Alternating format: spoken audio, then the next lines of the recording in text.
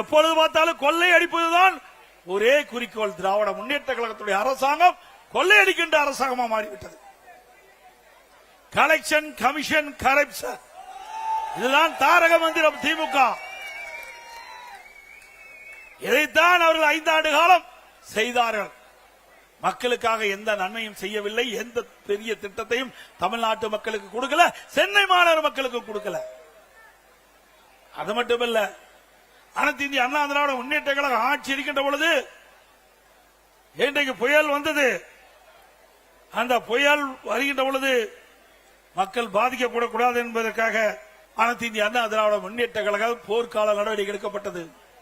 வர்த்தா புயல், கனமழை, இன்றைக்கு சென்னை மாநகரம் முழுவதும் மரங்கள் சாய்ந்தன, மின் கம்பங்கள் உடைந்தன, டிரான்ஸ்பாரம் பழுதடைந்து விட்டது. அப்படிப்பட்ட சூழ்நிலையிலும் அனைத்து இந்திய அண்ணா திராவிட முன்னேற்ற கழகம் விரைந்து, அனைத்து இந்திய அண்ணா திராவிட முன்னேற்ற கழக அரசு விரைந்து செயல்பட்டு மக்களுக்கு எந்த இடையூறும் இல்லாம ஓரிரு நாட்களிலே அந்த மின் தடைகள் எல்லாம் சரி செய்து மக்களுக்கு இயல்பான நிலைக்கு கொண்டு வந்த அரசாங்கம் அண்ணா திமுக அரசாங்கம். சென்னை மாநகரத்தில் மட்டும் 2 லட்சம் மரங்கள், 2 லட்சம் குப்பைகள் மாநகராட்சியிலிருந்து அகற்றப்பட்டன.